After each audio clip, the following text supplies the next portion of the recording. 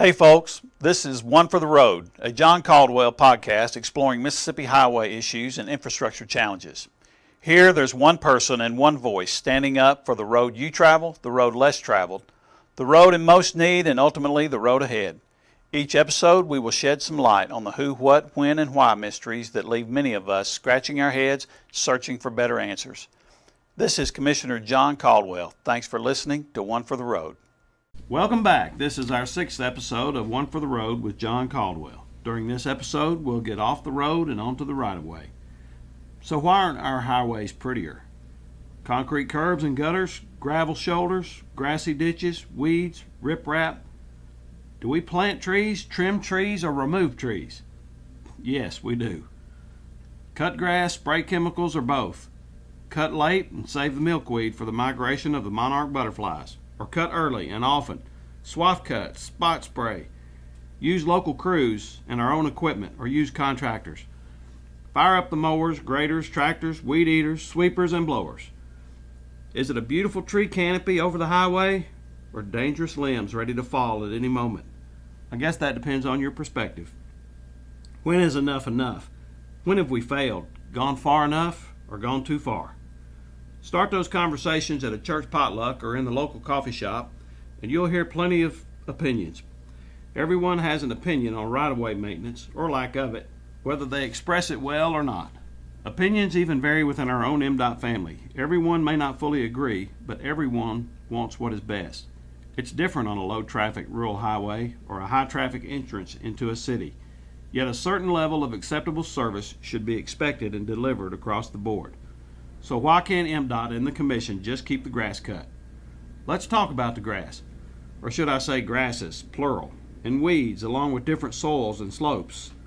From the coastal meadows to the pine belt, to the central prairie and the Mississippi Delta, and across the bluffs to the Mississippi Hill Country. The soils, climate, and vegetation differs, presenting MDOT a number of challenges along our highways. Depending on temperatures, timing, and rainfall during any given year, those challenges can be exacerbated, and successful actions one year can appear to be mistakes in another year. Some rights-of-way are obviously easier to deal with than others. One size doesn't fit all. A simple fix in one place could create problems somewhere else. For example, we can't spray the same chemical at the same time in the same way on every roadside in Mississippi and expect the same result. It's just not the way this works. Over 30,000 lane miles of highway run through and by our cities and towns, as well as out to and back from a host of rural communities. Every road mile has some measure of right-of-way for us to contend. Typically, folks assume highways have the same amount of right-of-way. They don't. Right-of-ways can be nearly zero with only prescriptive easements, which barely allow for required maintenance, or tens of feet, or even hundreds, usually measured from the center line. Some places there are right-of-way markers or fences. Other places those limits are indistinguishable without a proper map and measuring device. Maintaining the sides of our highways year-round is certainly a challenge. So let's address the challenge head-on. Step number 1 is crucial. The first of 2 ways to improve our rights-of-way is to hire more workers. Too many counties are short in number and experience. Counties that once boasted a dozen or more employees are operating daily with less than half a dozen. Too much equipment sits idle for too long without people to operate. Yes, a big part of the first step is to hire more MDOT workers. 2 counties, each with 12 positions to fill, have limped along with less than 4 workers for each of the last 6 years or more. Another county recently had 0 workers from April to August across the full summer maintenance cycle. Today that county and others are still severely short-handed. It's impossible to maintain highways with little or no manpower. It may not sound significant when the MDOT shop in your county drops from 9 to maybe 6 workers, but a 33% reduction like that makes a huge difference in day-to-day operations and capabilities.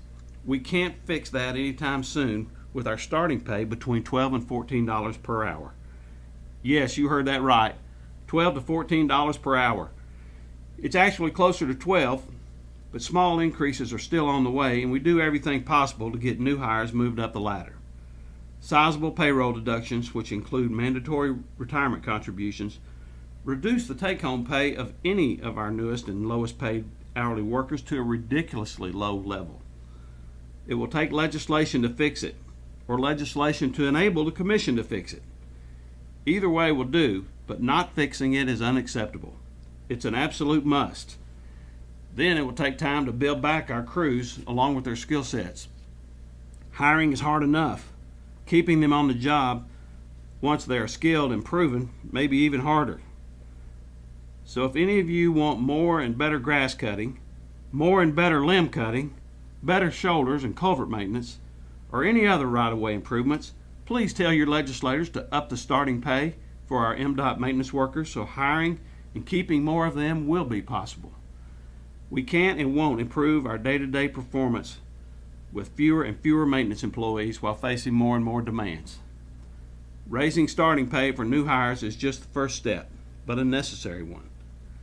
Secondly, we can utilize contract labor for more of our scheduled maintenance, like grass cutting, along with large time-consuming projects like clearing large stands of trees or difficult-to-reach limbs stretching for miles across our highways. We're already doing more of that, but it eats away at our already tight district maintenance budget. We sometimes work with contractors to help them with safety or hauling or whatever we can to keep the prices down. Contracting for any maintenance is limited by the funds available. It's also limited by purchasing laws. Just money and more contractors can't solve it. Contractors are not available at a moment's notice 24/7. So we're back to the first part of the two-part solution, which is to increase the starting pay for our frontline workers. It's not an either-or proposition. We need both to make a real difference. Whether we hire it out to contractors or do it ourselves, we're fortunate most places if we can get rights-of-way mowed successfully 2 or 3 times a year. Trees and limb work is years behind schedule. Roadsides will never be manicured from late April to mid-September like your lawn. Yet improving grass cutting and other right-of-way maintenance is important. Many of these maintenance activities that we take for granted were simply not funded by the recent federal or state increases that make headlines. So when you hear MDOT has more money than ever, remember it doesn't include new monies for the basic roadside maintenance that we desperately need. Specifically, federal increases apply only to certain highways and not all state highways.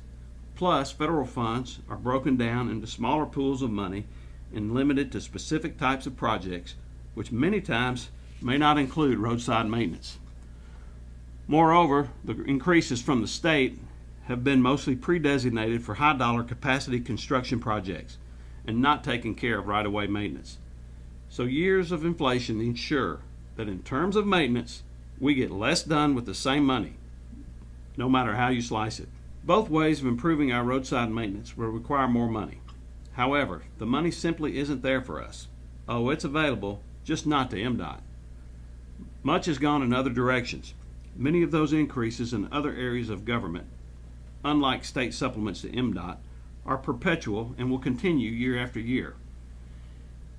MDOT will start at zero again this budget cycle and hope for an additional allocation, preferably in recurring revenue. Any new revenue sources to help with maintenance and much needed pay raises will once again depend on a substantial commitment from our state legislators. Conversations are ongoing with the legislative leadership in the Mississippi House and Senate, including the Lieutenant Governor and Governor. Any recurring revenue must be flexible enough to apply to the critical maintenance of our highways, including our rights-of-way and higher pay for our maintenance employees. A current undesignated portion from the internet sales tax revenue is one of several ways to do it without raising taxes.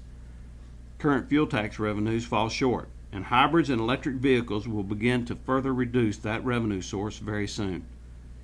Any solution first takes the commitment of real money, recurring money. So far, the commitment isn't there, but the conversation is finally getting right. Please contact your state representative, state senator, lieutenant governor, or governor to share your concerns with those who decide where the money goes. If you think our highways are fine and should be able to manage with less money, less maintenance, slower response in storms and ice and snow, don't call anyone. There are plenty of competing interests for the same dollars. The leadership will find something else to fund, and we'll continue to do our best with what little we get.